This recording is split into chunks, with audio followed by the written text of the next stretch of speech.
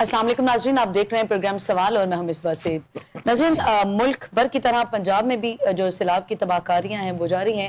ہلاکتوں کی تعداد 12 ہو چکی ہے۔ آج وزیر اعظم شہباز شریف اور وزیر اعلیٰ مریم نواز صاحبہ نے ناروال میں وفاقی اور صوبائی وزراء اور این ڈی ایم اے حکام سے خطاب کرتے ہوئے ان کا کہنا تھا کہ بارشوں سے کے پی کے اور گلگت بلتستان میں بہت زیادہ جانی اور مالی نقصان ہوا، جبکہ پنجاب کے میدانوں سے شدید طغیانی گزر رہی ہے اور پنجاب حکومت، ریسکیو، پولیس اور ایریگیشن جو ہیں وہ دن رات کام کر رہے ہیں، جس پر انہیں ہم مبارکباد بھی پیش کرتے ہیں۔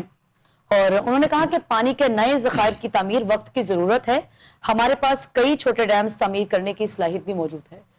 اس پہ بات کریں گے اور آج سی ایم صاحبہ جو ہیں وہ کشتی میں سوار ہو کے درہ راوی میں سیلابی صورتحال کا جائزہ بھی لے رہی تھی۔ مزید بات کریں تو ملک میں ناظرین نئے صوبوں کی جو بحث ہے وہ جاری ہے اور رانا ثناء اللہ نے جو ہے اس بحث کو غیر سنجیدہ قرار دیتے ہوئے اپنے بہت سے دوستوں اور جو خیر خواہ تھے انہیں حیران بھی کیا ہے۔ اور پروگرام کے آخری حصے میں ہم ڈیبیٹ کریں گے کہ سربراہ سنی اتحاد کونسل کی نااہلی کے بعد صاحبزادہ حسن رضا کو جو ہے وہ سنی اتحاد کونسل کے قائم مقام چیئرمین مقرر کیا گیا ہے۔ یہ تمام تر موضوعات ہماری آج کی ڈیبیٹ کا حصہ ہوں گے اور ان پہ مدلل گفتگو کرنے کے لیے میرے ساتھ اسٹوڈیو میں موجود ہیں احسن ضیاء صاحب، سینئر انالسٹ ہیں، قومی اور بین الاقوامی امور پر گہری نظر رکھتے ہیں۔ فرسٹ آف آل السلام علیکم احسن ضیاء صاحب، سب سے پہلے تو بات کریں گے ملک میں ہم دیکھ رہے ہیں کہ جو سیلاب کی تباہ کاریاں ہیں وہ جاری ہیں۔ پنجاب کی صورتحال بھی آپ کے سامنے ہے۔ لیٹسٹ اپڈیٹ یہ ہے کہ ہلاکتوں کی جو تعداد ہے وہ 12 سے اب تجاوز کر چکی ہے اور آج ہم نے دیکھا کہ وزیر اعظم اور وزیر اعلیٰ نے ناروال میں جو ہے وہ وفاقی وزراء، صوبائی وزراء اور این ڈی ایم اے حکام سے خطاب بھی کیا ہے اور انہوں نے یہ کہا ہے کہ وہ ریسکیو اور پولیس ان محکموں سے انہوں نے کہا کہ ان کا جو کارکردگی ہے، جو کام ہے وہ بڑا تسلی بخش ہے اور ہم انہیں مبارکباد بھی پیش کرتے ہیں۔ آپ کیسے دیکھ رہے ہیں اس صورتحال کو؟ دیکھیے، دو تین چیزیں آپ نے اکٹھی اس میں ان کا ذکر کر دیا ہے۔ اس کے اندر ایک تو ہے کہ پرائم منسٹر صاحب کی طرف یہ ہے کہ انہوں نے کہا ہے کہ جناب آبی ذخائر بنائیں گے، اور دوسرا ہے کہ جس طرح آپ کا ریلیف ورک چل رہا ہے جو کہ آپ کو پتہ ہے کہ سیلابی ریلا جو گزر رہا ہے اس وقت لاہور سے بھی اور تمام جگہوں پر 3 دریا جو ہے بکھرے ہوئے ہیں اس وقت۔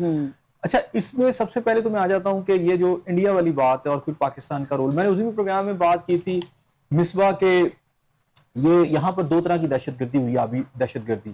ایک تو انڈیا ہمارے ساتھ کر رہا ہے، ایک ہمارے پاکستان کے ارباب اختیار نے پچھلی کئی دہائیوں سے ہمارے ساتھ ایک آبی دہشت گردی کی ہے، اور اس کے علاوہ آپ اسے انفراسٹرکچرل آپ کہہ سکتے ہو کہ یہ بھی ایک دہشت گردی ہمارے ساتھ ہوئی ہے۔ ایک تو بہت واضح طور پر ہو چکا ہے کہ انڈیا نے ایک بڑی پلاننگ کے ساتھ پاکستان کے اندر پانی ریلیز کیا۔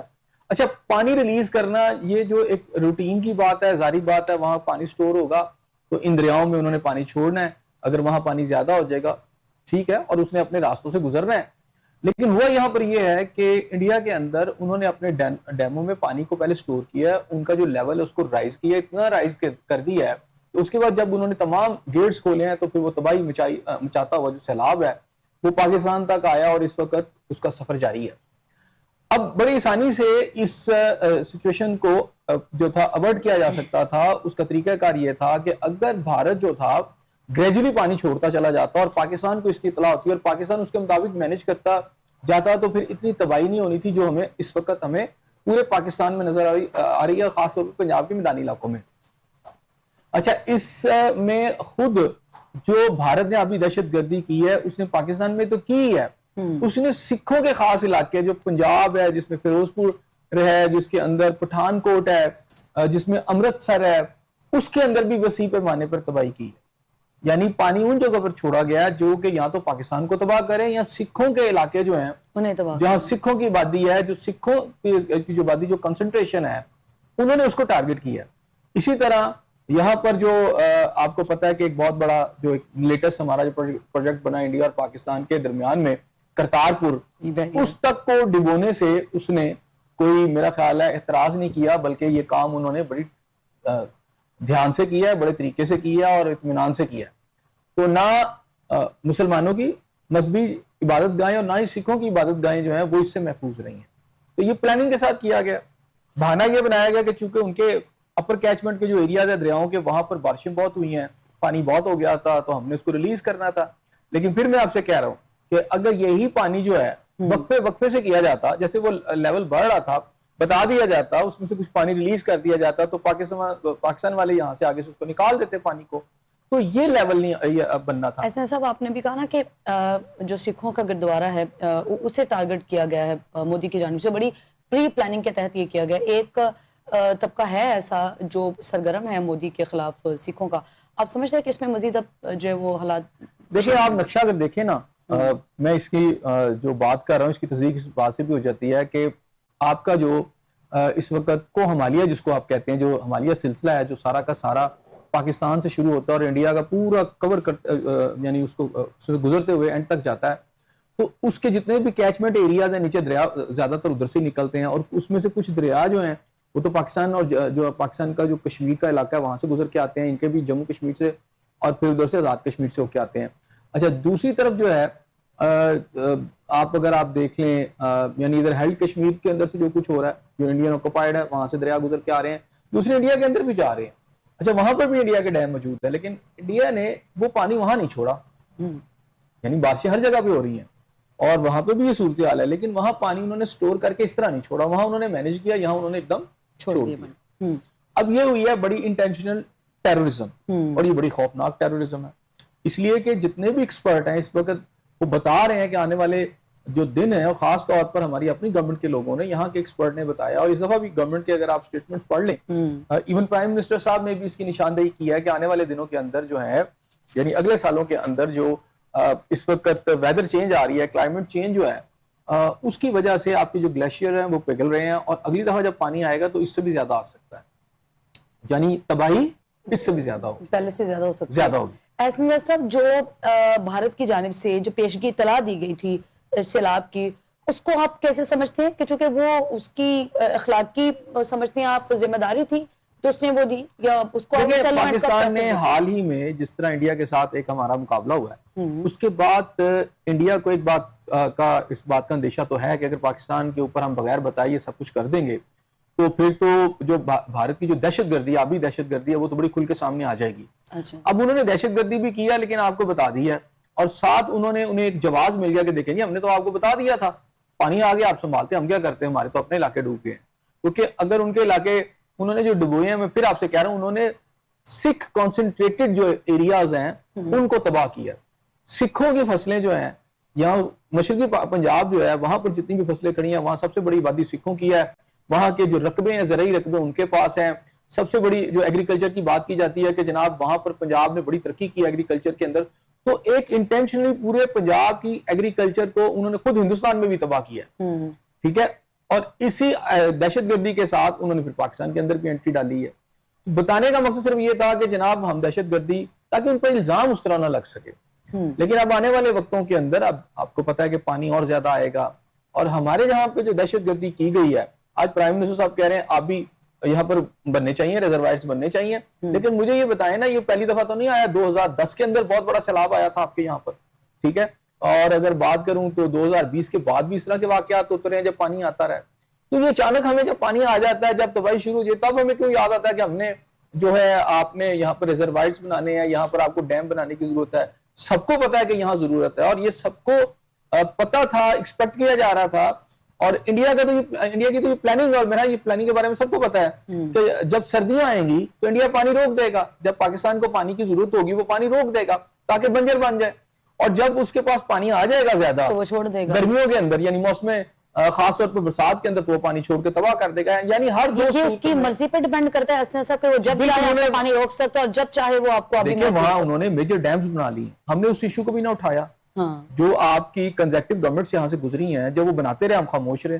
ہم نے اس سارے ایشو کو جا کے نہ تو انٹرنیشنل کورٹ آف جسٹس وہاں پہ بات کی, نہ کسی بین الاقوامی سطح کے اوپر کہ انڈیا کو روکا جاتا. اب اس کا نقصان کیا ہوا؟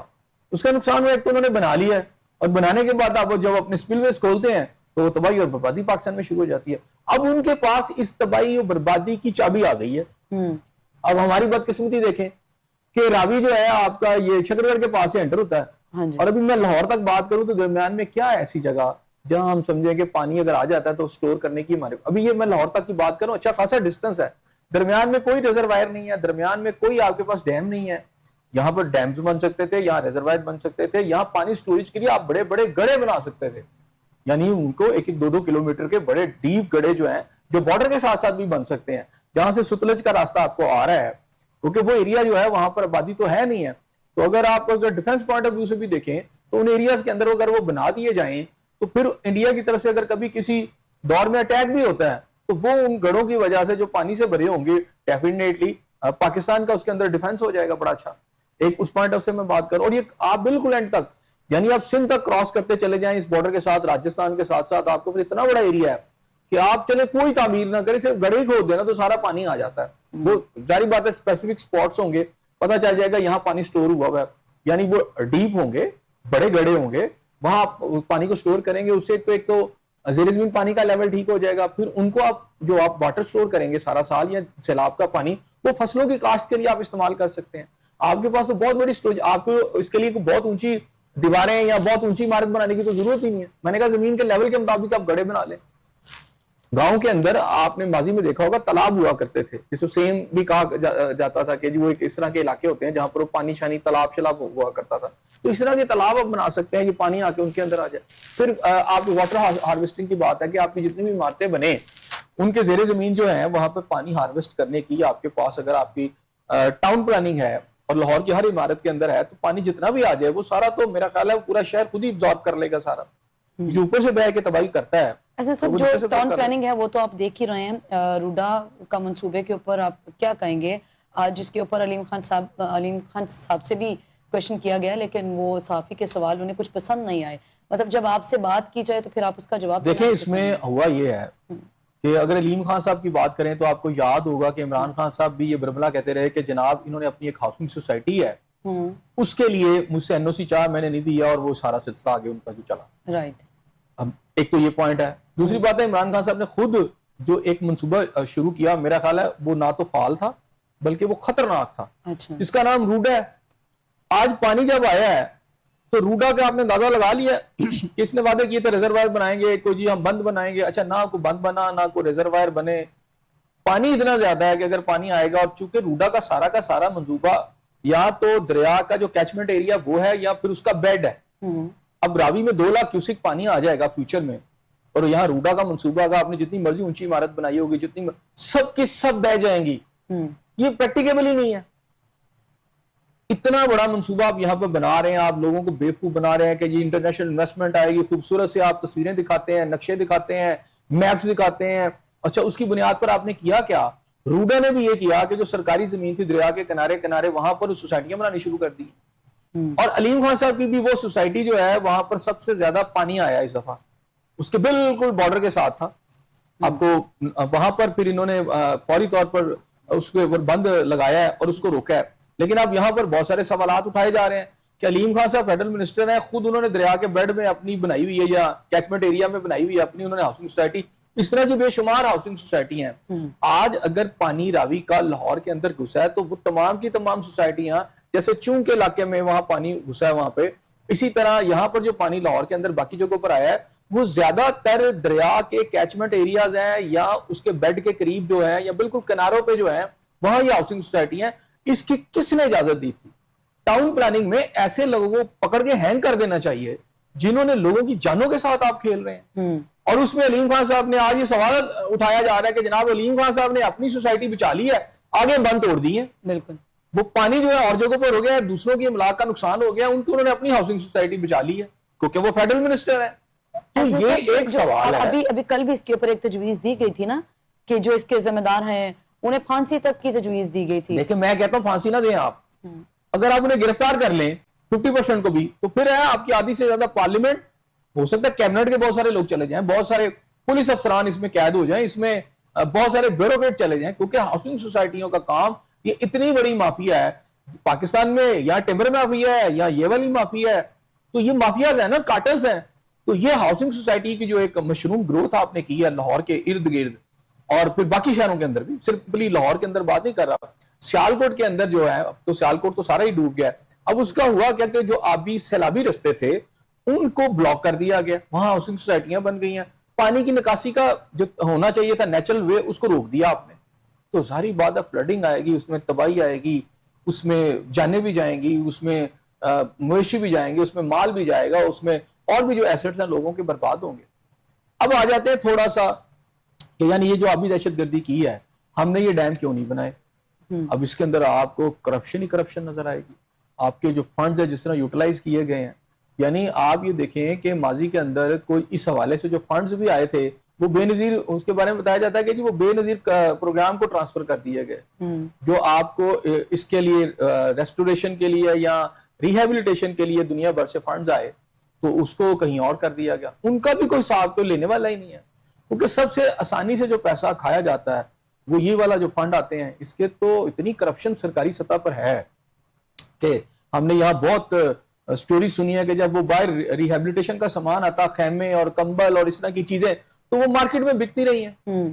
تو ایک تو یہ کرپشن ہے اس میں بہت زیادہ، دوسرا لیکن پھر آپ کیا ہے کہ آپ یہ سمجھ لیں کہ دریاؤں نے یہ قبضہ ختم کیا ان کا، صحیح، اپنے راستوں پر، دریا کے راستوں پر جو اپنے قبضے کیے تھے، یہ جو فلڈنگ آئی ہے انہوں نے اپنے وہ رستے کلیئر کیے۔ جو احسن صاحب، جو آپ نے ابھی خود بند توڑے ہیں اور ایک مخصوص علاقے آپ نے بچائے ہیں اور دیہات پھر سے زیر آب ہے، جو کہ پہلے ہی اتنا پانی ہے وہاں پہ، چونکہ کسان پہلے ہی مشکلات میں ہیں، ان کی فصلیں تو پہلے تباہ برباد ہو گئی ہیں، اور جو رہ گئی تھی اس میں بھی آپ نے پانی چھوڑ دیا ہے، وہ تمام ایریاز زیر آب ہیں، تو پھر ان کا ازالہ کیسے ممکن ہوگا جس میں آپ نے پانی خود چھوڑا ہے اور ایک کچھ مخصوص علاقے بچانے کے لیے وہاں پہ آپ نے پانی چھوڑ دیے؟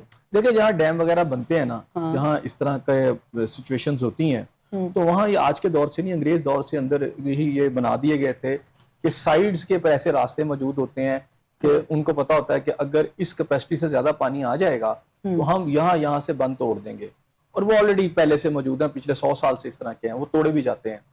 اچھا، اب اس میں ٹھیک ہے کہ اس میں نقصان ہوتا ہے، لیکن اگر یہ تھوڑی دیر یہ سوچیں کہ 2 کروڑ یا 3 کروڑ کا آبادی کے شہر کے اندر اس طرح پانی آ جائے گا تو پھر آپ اندازہ کریں کہ املاک کا کتنا بڑا نقصان ہوگا۔ وہاں اگر آج سارے پنجاب میں آ کر آپ کو 20 افراد کا پتہ چل رہا ہے تو اللہ نہ کرے گجرانوالہ یا لاہور شہر کے اندر اتنا پانی آ جائے تو پھر آپ اندازہ کریں نا کہ کیا صورتحال ہوگی۔ تو ڈیفینیٹلی ان کے پاس بھی آپشن نہیں ہوتا، انہوں نے بڑے شہروں کو بچانا ہوتا ہے، لیکن میں یہ کہہ رہا ہوں کہ یہاں پر بھی جب صورتحال آئی ہے کہ گاؤں کے اندر بھی ان کے بند توڑ دیے جاتے ہیں جو غریبوں کے علاقے ہوتے ہیں، وہاں بھی چودھری اپنے اپنے ایریاز بچا لیتے ہیں۔ یہی حال یہاں پر علیم خان صاحب نے اپنی سوسائٹی بچائی اور باقی جگہوں کے اوپر ڈیم جو آپ کے بند ہیں وہ توڑے گئے۔ یہاں شفیق آباد میں، لاہور میں تھا کہ جی پانی ادھر بھی ہو گیا ہے، اور پھر اس کے بعد انہوں نے اس کو بند کرنے کی جو بریچ ہوا ہے اس کو ٹھیک کرنے کی کوشش کی ہے۔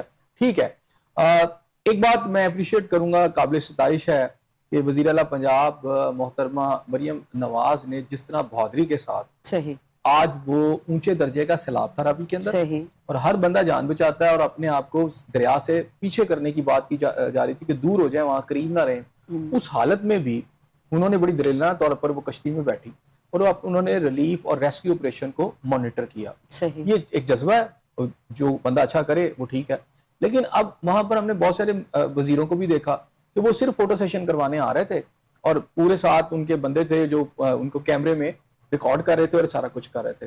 تو ایک تو فوٹو سیشن بھی تھا، لیکن چلیں آپ راوی کے قریب کا ایریا جو ہے وہاں تو وزیر اعلیٰ گئیں اور انہوں نے اتنا ہی کر لیا کہ وہ اتنے اونچے سیلاب کے، جس کشتی میں وہ سوار تھی 12 ریسکیو اہلکار بھی ہوتے ہیں، ظاہری بات ہے انہوں نے کوئی تیر کے تو نہیں جانا تھا نا، کسی کشتی میں بیٹھنا ہے نا، تو اکیلے تو نہیں لے کے جانی، تو وہاں اہلکار تو ہوں گے، ایشو یہ نہیں ہے۔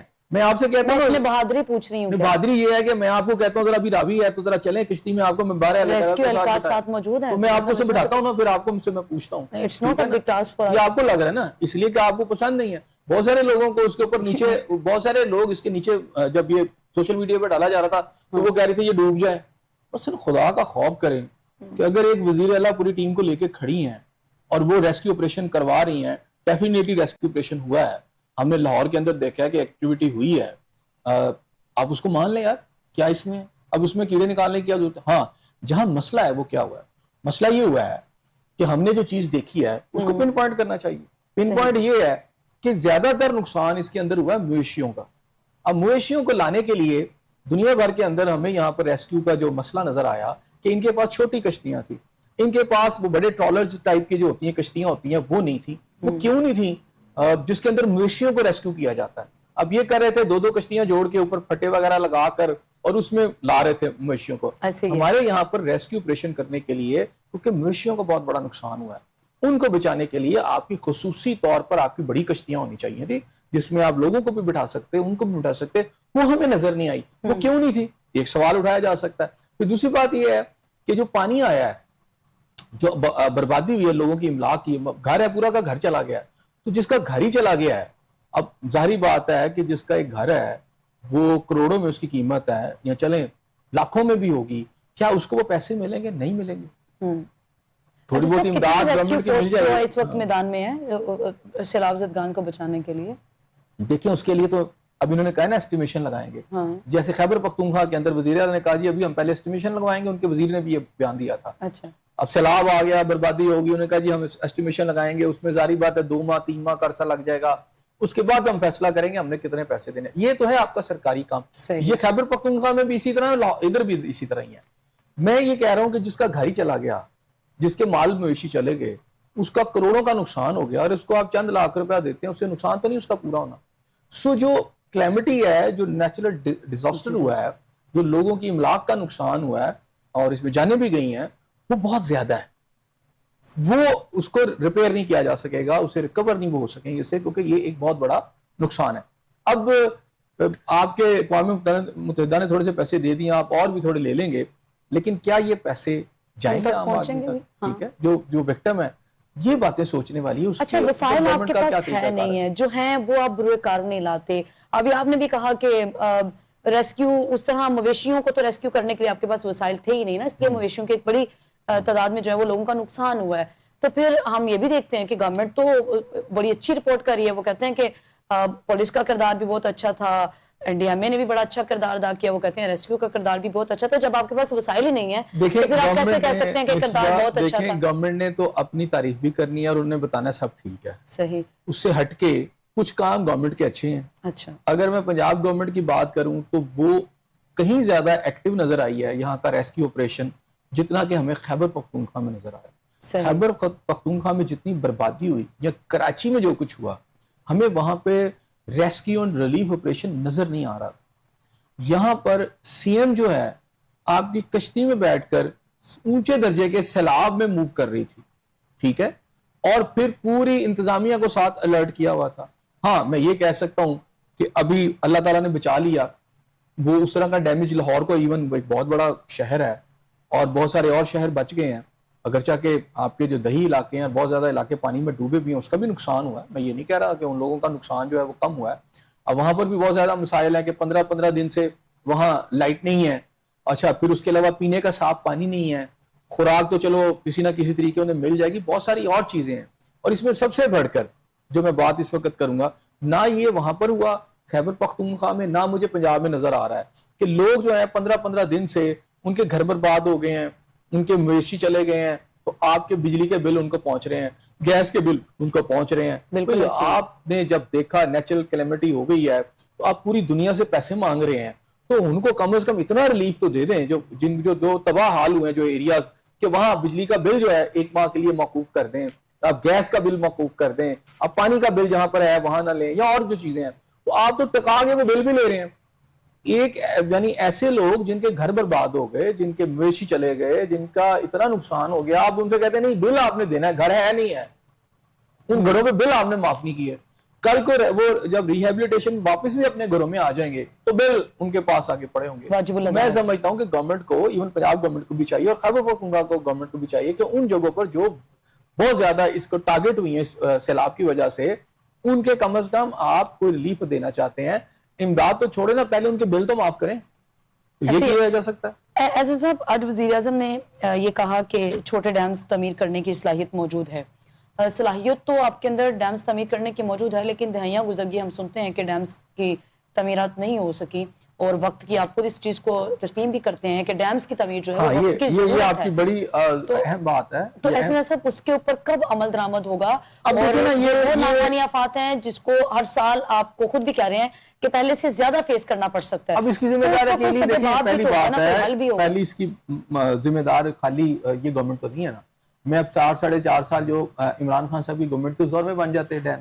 صحیح. اب میں انڈیا سے لے کر ہمیں یہ بھی سننے کو, اب آپ اس چیز سے اتفاق کرتے ہیں کہ اگر ہم ڈیموکریسی کی بات کرتے ہیں تو یہ وہ لوگ ہیں, PMLN کے وہ لوگ ہیں جن کی گورنمنٹ سب سے زیادہ عرصہ انہوں نے حکومت کی ہے, تو کسی عرصے میں بھی کوئی کام نہیں کیا گیا. اس کو چھوڑ دینا, اب یہاں پہ 11 سال فوجی حکومتیں بھی رہی ہیں, وہ بنا لیتے. بڑے ڈیموں کے علاوہ یہ جو چھوٹے چھوٹے ڈیم ہیں مشرف دور میں نہیں بن سکتے. مطلب ڈیموکریسی ہو یا ڈکٹیٹرشپ ہو, آپ کے حالات ایک جیسے ہیں, تو پھر فرق کیا ہے سب ڈیموکریسی میں ڈکٹیٹرشپ میں کیا فرق؟ نظام کی جو کرپشن ہے نا, اسی لیے تو میں کہتا ہوں کہ مسئلہ یہاں حکومتوں کا نہیں ہے, اس سے کہیں بڑا مسئلہ وہ اصل حکمران ہیں جو اس ملک کے اندر حکومتیں چلی جائیں, حکومتیں آ جائیں, اصل حکومت جن کی ہے وہ آپ کے اس ملک میں بیڈ کریسی ہے. اس ملک کے اندر جو ہے آپ کا جو پولیس افسر ہے وہ ہے اس ملک کی حکومت. اس ملک کے اندر اصل حکومت جو ہے وہ آپ کے چیف سیکرٹری کی ہے, آپ کے ڈی سی کی ہے, آپ کے اسسٹنٹ کمشنر کی حکومت ہے.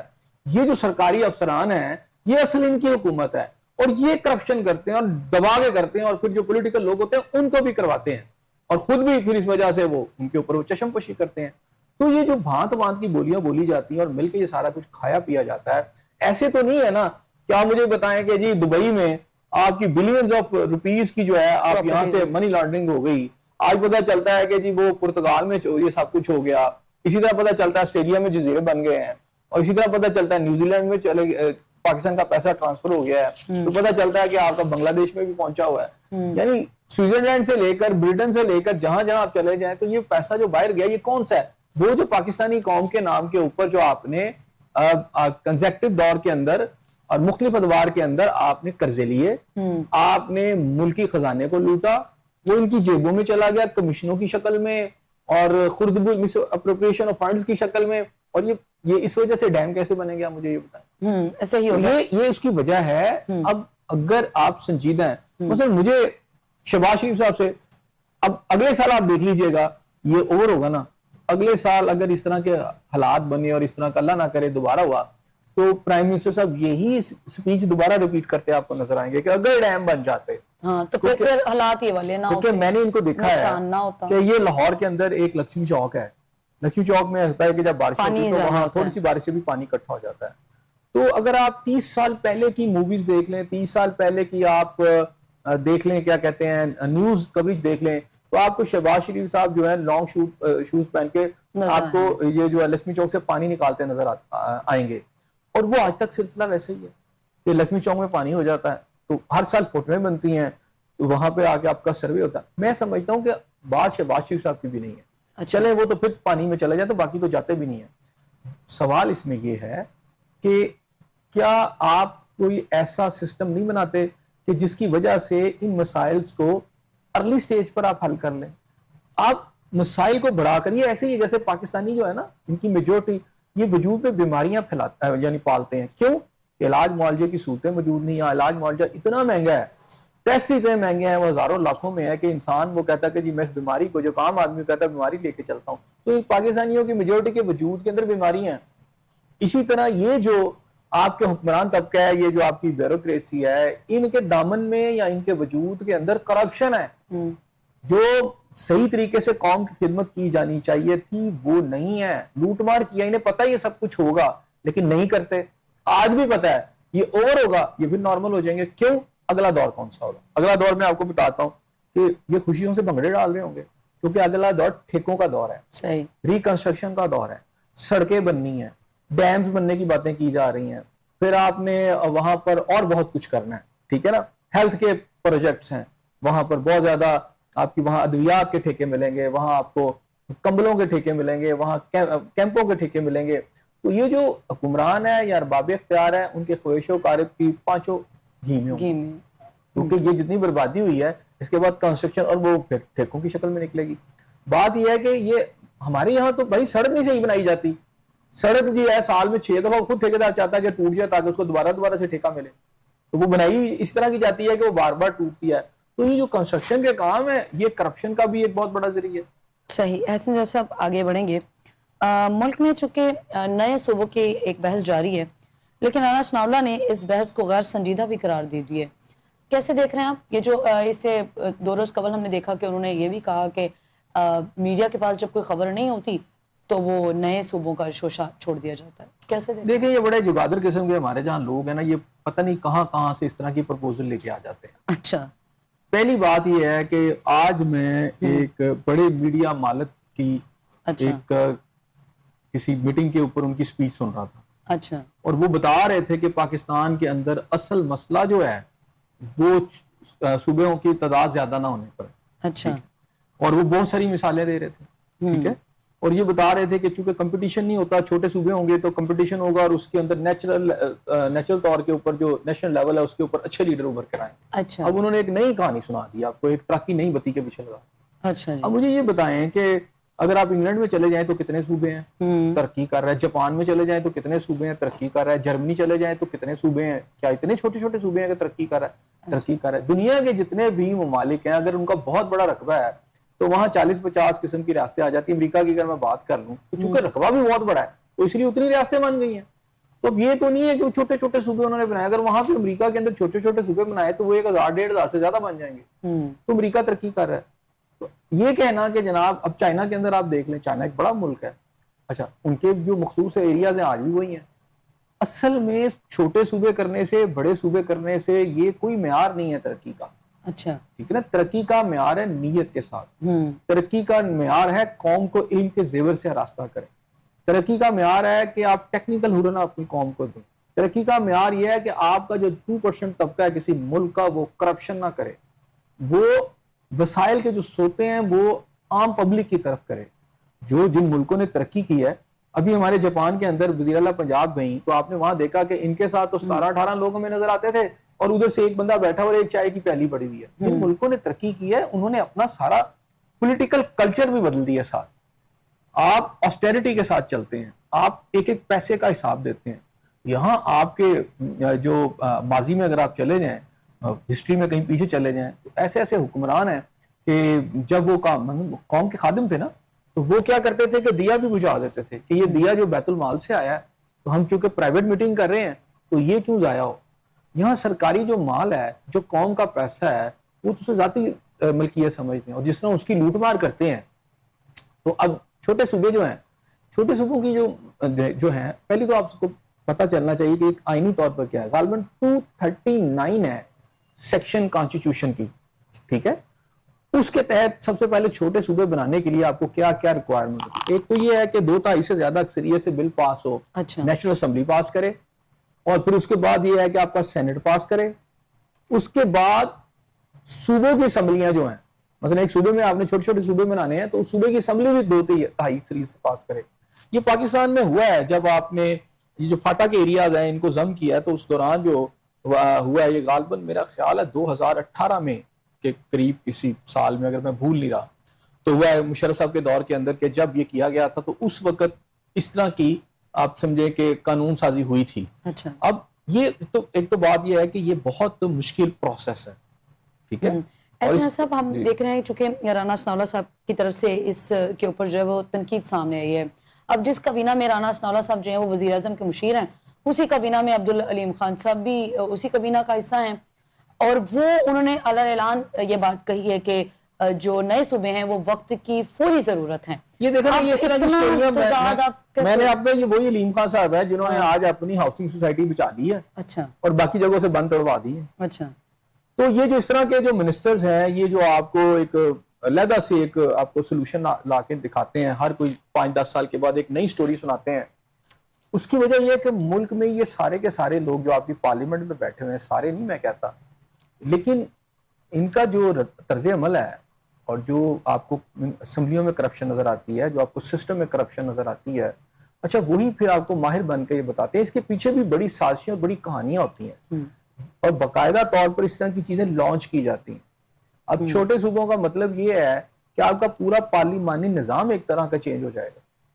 کیونکہ میں تھوڑی دیر کے لیے لاہور میں آپ سمجھے کہ آپ اضلاع ہیں 38, آپ ان کو 38 آپ ان کو بنا لیتے ہیں, جی اب صوبے بنا لیتے ہیں, یا 36 اضلاع ہیں تو اس کو بنا لیتے ہیں, تو اب آپ کی 36 اسمبلیاں ہوں گی. اچھا, پھر ایک نہیں ہوگی, ساری بات ہے. اتنے صوبے تو اتنی اسمبلیاں بھی اتنی ہوں گی, ہاں, اتنے زیادہ ممبران ہوں گے ہر ضلع کے, چلے وہ تعداد کم ہو جائے گی. ایک تو اس سے کتنا وجود بڑھ جائے گا. دوسرا وہ لوگ اب یہ کلیم یہ کیا کر رہے ہیں, وہ یہ کہتے ہیں کہ جی پاکستان میں ترقی کرنے کا, میں سن رہا تھا ان کے میڈیا کے ایک ٹائکون ہے, وہ یہ کہہ رہے تھے کہ جی اوپر آنے کا پاکستان میں اب کوئی طریقہ نہیں رہا, جو قابل آدمی ہے وہ آ نہیں سکتا. اس کی وجہ یہ ہے کہ یہاں پر سیاسی طور پر یہاں تو پاپولر ہیں, آپ اپنا سیاست مینج کر لیے تو اوپر آ سکتے ہیں, یا آپ کو اسٹیبلشمنٹ آپ پر ہاتھ رکھ دے تب آ سکتے ہیں. پھر انہوں نے انڈیا کی مثال دینا شروع کر دی کہ دیکھیں جی انڈیا میں مودی جو تھے انہوں نے بڑی قابلیت, انڈیا میں مودی نے کون سی قابلیت دکھائی ہے, یہ مجھے سمجھائے نا. مودی آیا ہے ہندوتوا کی بنیاد پرستی کے اوپر مسلم نفرت کے اندر اس نے ترقی کی ہے. اس نے وہ چائے والا تھا تو چائے والا تو نالائق آدمی تھا, آج بھی نالائق ہے, سب کو پتا ہے. اس کے اوپر آنے سے انڈیا نے کون سی ترقی کی ہے؟ انڈیا کی پورے دنیا کے اندر ہزیمت ہے اس وقت. انہوں نے نہ صرف شکست کھائی ہے, اکنامکلی بھی پاکستان سے ان کو, پاکستان نے وہ کیا کہتے ہیں ان کے چاروں طبق روشن کر دیے ہیں. دنیا بھر میں آج کل مودی کی اتنی عزت نہیں ہو رہی جتنی پاکستان کی قیادت کی ہو رہی ہے. ایک ایسا ملک جو ایک تھانے دار کا رول اختیار کر رہا تھا انڈیا, پوری دنیا میں اس کی سنی جا رہی تھی, آج وہ کہاں کھڑا ہے؟ تو پہلی تو بات ہے کہ مودی کے اوپر تو خود وہ الزامات ہیں کہ جس کی وجہ سے وہ امریکہ میں داخل نہیں ہو سکتا تھا, کیونکہ اس کے اوپر گجرات کے مسلمانوں کا قتل عام ہے. اب مودی کی آپ مثال دے رہے ہیں کہ جناب وہ چائے والا تھا, اس نے بڑی ترقی کی. اچھا اس نے کون سی قابلیت کی تھی, اس نے کون سا ایسا ٹیکنیکل ہنر حاصل کیا تھا؟ نا تو اس میں یہ بات لازمی کہی جاتی ہے کہ اگر بھارت جو ہے وہ 14 سے انتظامیہ اکائیاں ان کی 36 ہو سکتی ہیں تو آپ کی ان کا ایریا دیکھیں نا, آپ میری بات سنیں, ان کا ایریا کتنا بڑا ہے نا, ان کا تو نیچرلی اتنا ہونا ہے. جب کہ ہمیں پاکستان سے پہلے ان کی 50 سے اوپر تو ریاستیں تھیں اس کے اندر. صحیح, ٹھیک ہے نا, وہ اتنا بڑا, انڈیا چھوٹا ملک ہے, پاکستان جیسے 3-4 ملک ہوتا وہ جا کے اس کا رقبہ بنتا ہے. پاکستان ایک چھوٹا ملک ہے, اتنے ہی ہوں گے نا اس کے صوبے, ٹھیک ہے نا. اور یہاں بے شک یہاں پر ایکسپیریمنٹ کیا گیا ہے کہ 1 یونٹ, اور اس کے بعد پھر صوبے جو ہیں مشرق پاکستان کے جب تھا اس وقت یہ 1 یونٹ کا بھی ایک تجربہ کیا گیا. بات یہ ہے کہ ملک کی ترقی کے لیے یہ ضروری نہیں ہے کہ آپ کے صوبے زیادہ ہوں یا کم ہوں, آپ کی نیت ٹھیک ہونی چاہیے. آپ کے جو معاملات ہیں, حکومتی معاملات, اس میں شفافیت ہونی چاہیے, عدل و انصاف ہونا چاہیے. تو بہت سارے دنیا کے اندر ایسے ممالک ہیں جہاں بہت زیادہ صوبے نہیں ہیں, کم صوبے ہیں, وہ ترقی کر رہے ہیں کہ ان کی ریاستیں جو ہیں وہ اپنے شہریوں کے بارے میں سوچتی ہیں. وہاں کوئی افسر کرپشن کرتا ہے تو اس کو جواب دینا پڑتا ہے. ایسے ہی ہے. یہاں تو کھل کے آپ کرپشن کریں, آپ کو کوئی پوچھنے والا نہیں. ایسے صاحب اس دلیل میں کیا وزن ہے یا کوئی بھی وزن نہیں ہے؟ اگر یہ کہا جاتا ہے کہ اگر صوبے بڑھ جائیں گے تو چونکہ آبادی کم ہو جائے گی تو پھر اس سے جو ہے وہ جو انتظام چلانا بڑا آسان ہو جائے گا, اس میں کوئی وزن نہیں ہے اس دلیل. لیکن اس کو اگر آپ نے ٹھیک کرنا ہے, مثال ہے آپ نے 36 اضلاع کرنے ہیں, تو آپ نے لوکل باڈیز کو زیادہ مضبوط کر لیں, اس کا انتظام بہتر ہو جائے گا. اب تو یہ نا لوگوں کو ریلیف دینا چاہیے. اب ہمارا مسئلہ کیا ہے, لوکل باڈیز جو ہیں یہ آپ کے نچلی سطح کے اوپر اختیارات جو ہوتے ہیں وہ ایک تو نیچے جاتے ہیں, دوسری بات یہ ہے کہ اسے لوگوں کو فائدہ پہنچتا ہے. کونسلر اپنے ایریا میں موجود ہوتا ہے, آپ کا جو سڑکیں گلیاں بنانے کے جو ایشوز ہوتے ہیں وہاں کے لوگ کونسلر سے مل لیتے ہیں. کرپشن بھی ہوتی ہے, میں یہ نہیں کہہ رہا, وہ پکڑی جا سکتی ہے. لیکن اب مسئلہ یہ ہے کہ یہاں پر جو نیشنل اسمبلی کے اندر یا پروونشل اسمبلی میں M P As M N As بیٹھے ہوئے ہیں وہ ان اختیارات کو نیچے نہیں دینا چاہتے. حالانکہ ان کا جو کام ہے وہ لا میکنگ کا ہے, لیکن یہ سڑکیں اور گلیوں میں اس لیے جاتے ہیں کہ لوگوں کے یہ بنیادی مسائل پچھلے 70 سال سے نہیں حل ہوئے, اور ان کے پورے جو پالیٹکس ہوتی ہے, الیکشن کی پالیٹکس, وہ اسی بیس پر ہوتی ہے. ٹھیک ہے, وہ نہیں چاہتے کہ یہ کام ہو, لوکل باڈیز محفوظ ہوں یا پھر زیادہ اپنا کام کریں اور ایکٹیو ہوں. اب دیکھ لیں لوکل باڈیز کی ابھی کہاں ہیں لوکل باڈیز آپ کے, کیونکہ اس لیے نون کو وہ سوٹ نہیں کرتا. اچھا ایسے صاحب اس سے کیا ہوتا ہے, یعنی وفاق کے فنڈز میں کوئی کمی ہوتی ہے یا اختیارات محدود ہو جاتے ہیں یا صوبوں کے پاس اختیارات زیادہ ہو جاتے ہیں؟ نا وہ فنڈ جو ہیں پھر آپ کے نچلی سطح پر لوکل باڈیز کو مل جاتے ہیں نا, وہ ایم پی ایم این اے کا اس طرح رول نہیں رہتا. اب تو یہ ہے نا کہ کوئی بھی ٹھیکہ چلے ایم پی اے یا ایم این اے کو ڈائریکٹ پیسے نہیں آ رہے, روڈ بن رہی ہے جی, متعلقہ ایم پی اے یا ایم این اے کو پیسے نہیں آ رہے ڈائریکٹلی, وہ آئیں گے ٹھیکیدار اور ان سب کوئی, لیکن اس کی اپروول بڑی ضروری ہے. جب وہ اپروول کرتا ہے تو جیسے آپ نے پتا نا کہ سرکاری ٹھیکے میں 2%, 2.5% یا 4% مختلف ادوار میں مختلف ایک ریٹ, جسے جائز کرپشن سمجھا جاتا تھا کہ یار اتنا کمیشن تو دینا پڑے گا ٹھیکیدار کو, اتنے ہوں گے, سرکاری افسر کے اتنے ہوں گے. اسی طرح ایم پی اور ایم این ایس کے بھی پیسے ہوتے ہیں, وہ ڈائریکٹلی نہیں لیتے, لیکن وہ جو متعلقہ ٹھیکیدار جو ہوتا ہے وہ آ کے ان کی جیب میں ڈال دیتا ہے پیسے, ان کو وہ مل جاتے ہیں, وہ سائن کرتے ہیں. اگر وہ سائن نہیں کریں گے اس کو پیمنٹ رکی رہے گی, وہ پھر اس کے کاموں میں کیڑے نکالیں گے, رولا ڈالیں گے. تو یہ کرپشن کا ایک نظام ہے. اچھا وہ لوکل باڈیز کو یہ اختیار نہیں دینا چاہتے. مشرف دور کے اندر لوکل باڈیز بنے تھے, وہاں تک جو تھا ان کا اثر و رسوخ توڑنے کی کوشش کی گئی تھی. اب اس کے پیچھے بھی آپ سمجھ لیں وہی قوتیں ہیں, وہ لوکل باڈیز کی جگہ اب اس ٹیکنیکل طریقے سے آنا چاہتے ہیں. تو میرا خیال ہے پاکستان کو نئے صوبوں کی ضرورت نہیں ہے, پاکستان کو نئے تجربات کی ضرورت نہیں ہے. جو آپ کا سسٹم موجود ہے آپ اسی طرح اس کو حل کر لیں. مگر آپ یہاں کہا جاتا ہے کہ جمہوریت کے بغیر جو ہے ترقی نہیں ہو سکتی. مجھے یہ بتائیں, چائنا میں جمہوریت ہے, ان کا لیونگ سٹینڈرڈ ہم سے اب کئی فار ہیڈ چلے گئے ہیں, کیونکہ ان کی جو بھی ان کی حکمران تھے انہوں نے جمہوریت سے زیادہ یہ سوچا کہ ہمارے ملک جو ہے کہ جو لوگ ہیں انہیں بنیادی فیسلٹیز ملنی چاہیے, یہاں کاروبار ترقی کرنا چاہیے, معیشت بہتر. آج چائنا کے اندر جمہوریت نہیں ہے, لیکن سب سے فاسٹ گروئنگ اکانومی چائنا ہے، صحیح. یہاں جمہوریت کا نام و نشان نہیں ہے. ٹھیک ہے، تو وہ ہے. اسی طرح آپ دبئی، سعودی عرب اور بہت سارے ممالک کی مثال لے لیں جہاں کوئی جمہوریت نہیں، کوئی ڈیموکریسی کبھی آئی بھی نہیں، لیکن وہاں کا جو عام آدمی کا لیونگ سٹینڈرڈ ہے وہ بہتر ہے. کیوں بہتر ہے؟ کہ وہاں کی جو بھی لوگ ہیں، ارباب اختیار ہے، انہوں نے اس بات کو اسپیشل فوکس میں رکھا ہوا ہے کہ ان کی جو بھی آبادی ہے اس کو کم از کم ایک سرٹن لیول تک جو اس کی فیسلٹی ہے، اس کی جو ویلفیئر ہے وہ ہو.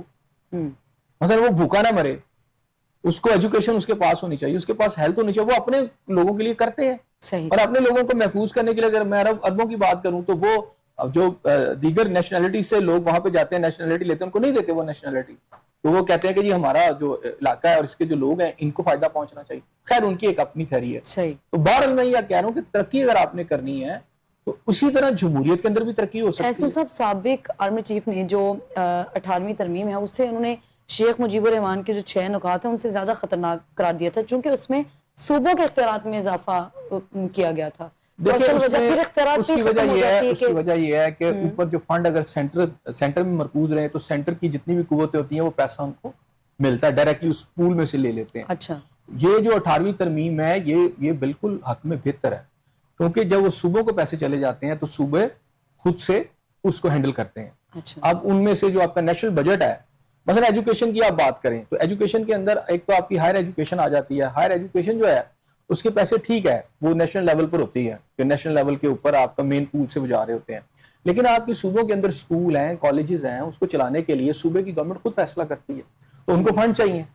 تو یہ اگر نیشنل لیول سے آئیں گے تو پھر آپ مجھے بتائیں نا کیا حال ہوگا. اسی طرح ہیلتھ ہے، ہیلتھ سیکٹر کے اندر صوبے جو ہیں وہ آسانی سے اپنے ہاسپٹلس کے لیے کام کر سکتے ہیں، نسبتاً یہ کہ اوپر سے کوئی ہیلتھ سے چیزیں آئیں. تو میرا خیال ہے 18ویں ترمیم کے اندر اگر صوبوں کو پیسے مل رہے ہیں تو یہ بالکل ٹھیک ہے. اچھا. اس میں کوئی نقصان والی بات نہیں ہے. لیکن نیشنل لیول پر کچھ ایسی قوتیں ہیں وہ چاہتی ہیں کہ فنڈ کا ایک بڑا سا ان کی مرضی سے ان کو مل جائے. یہ لڑائی ہے ساری. صحیح. آگے بڑھیں گے. احسن صاحب، سربراہ سنی اتحاد کونسل کی چونکہ نااہلی کے بعد اب جو صاحبزادہ حسن رضا ہیں انہیں سنی اتحاد کونسل کا قائم مقام چیئرمین مقرر کر دیا گیا ہے. کیسے دیکھ رہے ہیں آپ صورتحال؟ پہلی بات ہے مصباح، سنی اتحاد کونسل ہے کہاں پہ، گراؤنڈ پہ کہاں پہ؟ اچھا صحیح. چلے بہرحال وہ جس لیول پہ ان کا حامد رضا صاحب نائل ہو چکے ہیں نا، چلے وہ چونکہ پی ٹی آئی کے ساتھ ہے نا، اس سے پہلے تو پی ٹی آئی کے وہ نظر آ رہی تھی نا ایک قسم کے سٹالورٹ بن چکے ہیں اور ان کے اوپر کیسز ہیں 9 مئی کے اور باقی کیسز میں چونکہ ان کو سزا ہو گئی ہے تو انہوں نے اپنے سیٹ اپ کو بچانے کے لیے پیچھے بھی تو کوئی ہونا چاہیے نا چلانے کے لیے، تو انہوں نے کون سا کسی کو الیکشن کروا کے کسی کے اپنے بیٹے کے حوالے کر دیا نا. اچھا. تو یہ اسے موروثی سیاست کا ایک حصہ سمجھ لیں. صحیح. احسن صاحب، موروثی سیاست کے حوالے سے چونکہ پی ٹی آئی کا موقع بڑا واضح رہا ہے، اس کو آپ کیسے دیکھ رہے ہیں؟ پی ٹی آئی نے موروثی سیاست کی مخالفت کی اور پھر اس کے بعد ہم نے دیکھا کہ جماعت کی باغ دوڑ کبھی ہم دیکھتے ہیں یہ سنی اتحاد کونسل کی طرف جاری ہوتی ہے، کبھی ہم دیکھتے ہیں کہ وہ وکلا کی طرف جاری ہوتی ہے، کبھی گھر سے ہی کچھ ایسی بازگشت سنائی دے رہی ہوتی ہے. کیسے دیکھ رہے ہیں آپ؟ دیکھیں موروثی سیاست پچھلے دنوں آپ کو پتا ہے کہ پی ٹی آئی سب سے زیادہ ووکل ہے کہ جناب اس حوالے سے کہ جی موروثی سیاست نہیں ہونی چاہیے، لیکن وہ بھی مجبور ہے، ان کو اسی طرف جانا پڑے گا. ملک کے اندر سیاسی جماعتیں جو ہیں، ایون جو ہے آپ کی مسلم نواز وہ بھی موروثی سیاست میں، یا پیپلز پارٹی چلی گئی محترمہ بے نظیر بھٹو، اس لیے کہ ایک تو یہاں کا جو آبادی ہے یا جو یہاں کی سیاست ہے یا جہاں انڈیا پاکستان کے جو لوگ ہیں وہ ان خاندانوں کو سے باہر زیادہ جلدی نکلتے بھی نہیں. ٹھیک ہے، یہاں پر پاکستان کے اندر ایک موروثی سیاست کے لیے اگر کوئی جماعت ہے تو وہ جماعت اسلامی ہے جس نے موروثی سیاست نہیں کی، لیکن وہ کتنی پاپولر ہے. موروثی سیاست پھر یہاں پر جو آنے والی فوجی حکومتیں ہیں جنہوں نے ملک پر قبضہ کر لیا، جرنیلوں نے آ کر اور پھر آ کے قبضہ کر کے ایک عامر فوجی عامر آ گئے، جیسے ایوب خان آ گئے، جیسے ضیاء الحق آ گئے، مشرف آ گئے، جو کہ آئینی طور پر آ ہی نہیں سکتے، آئے انہوں نے جو قبضہ کیا تو اس سے پھر اور مجبور ہو گئی یہ پولیٹیکل جماعتیں کہ ان کا سروائیول جو تھا وہ اس صورت میں تھا کہ ان کا جو اقتدار ہے ان کے اپنے گھر میں رہے، کیونکہ بری طرح جو پولیٹیکل جماعتیں ہیں اور تمام جماعتیں اس میں ٹارگٹ ہوئی ہیں. پیپلز پارٹی بھی ہوئی ہے، مسلم نواز بھی ہوئی ہے، اور اسی طرح باقی بھی چھوٹی چھوٹی، آپ بلوچستان کی سمجھ لیں، آپ سندھ کی جو جماعتیں ہیں، وہاں کی جو آپ جتنی بھی جماعتیں ہیں آپ کی اسے آپ سمجھ لیں قومی جماعتیں جو ہیں وہاں کی، تو ان سب کو ایک تو اس کا جو سائیڈ افیکٹ ہے جب آپ کے جرنیل آ کے حکومت پہ قبضہ کر لیتے ہیں تو پھر پولیٹیکل سیٹ اپ جس طرح برباد ہوتا ہے. ایک تو یہ بھی ایک وجہ ہے. دوسری بات ہے موروثی سیاست کی بات اگر نہیں تھی تو پچھلے دنوں کتنی ہوا چلی، خود پی ٹی آئی کے لوگ یہ کہتے رہے کہ جی عمران خان صاحب کے بیٹے جو ہیں وہ آئیں گے اور پھر آگے وہ موومنٹس کو چلائیں گے. وہ تو علیحدہ بات ہے کہ ان کے گھر سے فیصلہ کر لیا گیا کہ وہ نہیں آئیں گے. لیکن آج اگر موروثی سیاست نہیں ہے تو آج علیمہ خان صاحب اب اگر گھر سے یہ فیصلہ کر لیا گیا تھا کہ ان کے بچے جو ہیں وہ پارٹی کی باغ دوڑ نہیں سنبھالیں گے تو پھر تو ہم نہیں کہہ سکتے نا کہ موروثی سیاست کو ہوا دی گئی ہے. نہیں, ہوا نہیں دی گئی, انہوں نے آ کے آج نہیں تو کل پھر آ جائیں گے, وہ ٹیک اوور کریں گے. ابھی تو خان صاحب خود زندہ ہے نا, اللہ تعالیٰ انہیں اور حیاتی دے, اللہ تعالیٰ ان کو اپنے حفظ و مان میں رکھے, یہ بات نہیں ہے.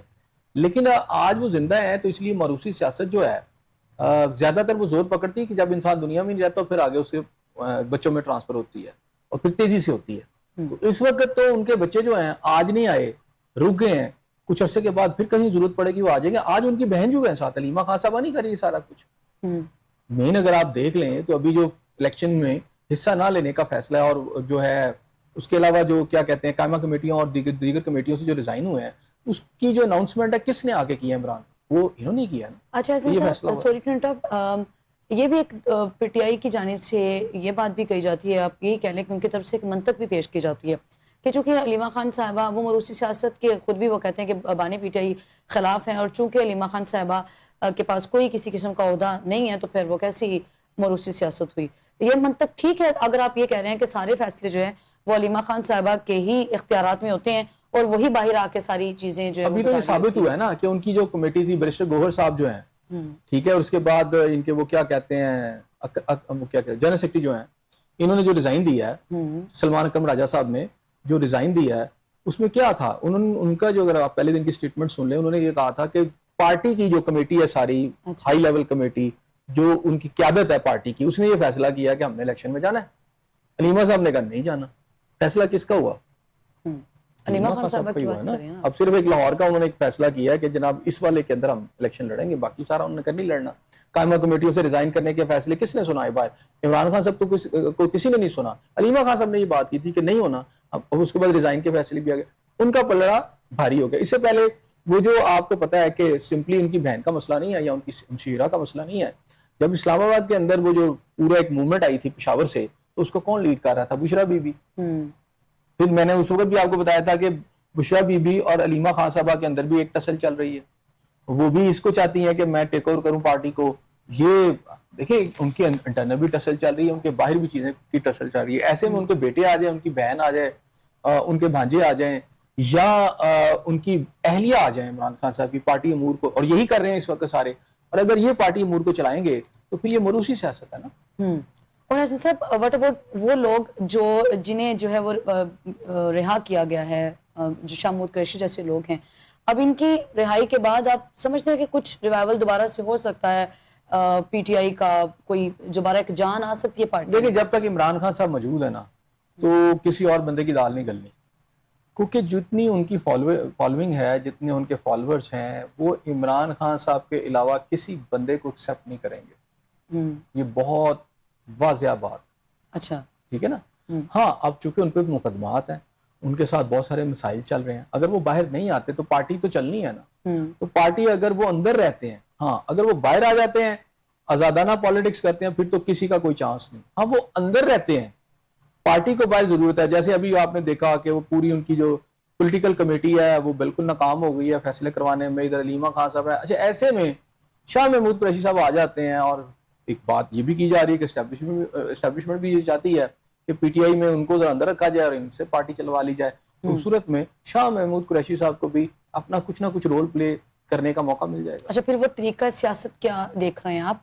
چونکہ وہی بات ہے کہ وہ ایک بڑا اگریسو والا ہے, تو وہ سوٹ نہیں کرتے بانی پی ٹی آئی کا. ابھی وہ اسی طریقے کے اوپر عمل کر رہے ہیں ابھی بھی, چونکہ بات تو ہو رہی ہے کہ نہیں ہے. میں تو ان کی علیمہ خان صاحبہ کی جانب سے بھی کہا گیا کہ جو یہ چاہ رہے ہیں معافی تلافی پہ بات ختم ہو جائے, بانی پی ٹی آئی تو اس طرف آتے ہی نہیں ہے. رویے میں تبدیلی اگر لوگ انہیں بھی ایکسیپٹ نہیں کر رہے, آپ کہہ رہے ہیں کہ شاہ محمود قریشی کو ہضم نہیں کر پائے گی نا. دیکھیں اس میں دو چار چیزیں ہوئی ہیں. ایک تو یہ ہے کہ کالم چھپا, اس کے بعد شور مچا معافی والا. معافی کے بعد ہم نے دیکھا کہ بیرسٹر گوہر صاحب نے آفیشلی آ کے معافی مانگی, اور اس سے نیکسٹ ڈے کچھ مقدمات میں ضمانت بھی ہو گئی عمران خان صاحب. اچھا کہ جو کہ ایکسپیکٹ نہیں کی جا رہی تھی. 9 مئی کے واقعات ہیں, ہو گئی, چلے. اب اس سے جو امپریشن ڈیولپ ہوا, وہ امپریشن یہ ڈیولپ ہوا کہ کہیں نہ کہیں کچھ نہ کچھ دیر از فشی سم تھنگ, یعنی کچھ نہ کچھ دال میں کالا ہے. صحیح. تو کچھ نہ کچھ تو کالا ہے. اچھا اب اس کے بعد اب خان صاحب کا جو ایک ظاہری بات ہے, خان صاحب اگر معافی مانگتے ہیں تو پھر پالیٹکس کیسے کریں گے؟ अच्छा साहब, हामिद रजा साहब का जो केस है वो भी 9 मई का है, उन्हें भी 9 मई के केसेस में ही हर एक के अपने नाअहल उसके किया खिलाफ गया है। सबूत हैं, बहुत सारी चीजें हैं, अगर वो तो उनकी रिहाई और ये सारी चीजें तो आप जाके फिर कोर्ट देखेगी ना सारा कुछ। लेकिन बहरहाल जो एविडेंसेस आई हैं, जो चालान पेश हुआ, उसी की बेस पर या तो कोई बंदा रहा होगा या जो है कि अंदर रहेगा। उसमें दोनों को किसी को मिला के जी इसमें ये छूट गया और वो नहीं छूटा, मेरा ख्याल है उसका कंपैरिजन नहीं बनता। सही, उसका जो है वो कंपैरिजन उस तरह नहीं बनता। बहुत शुक्रिया हसन जिया साहब आपका। नाज़रीन, आपका प्रोग्राम देखने का शुक्रिया। फिल वक्त मुझे और हसन जिया साहब को दे इजाज़त।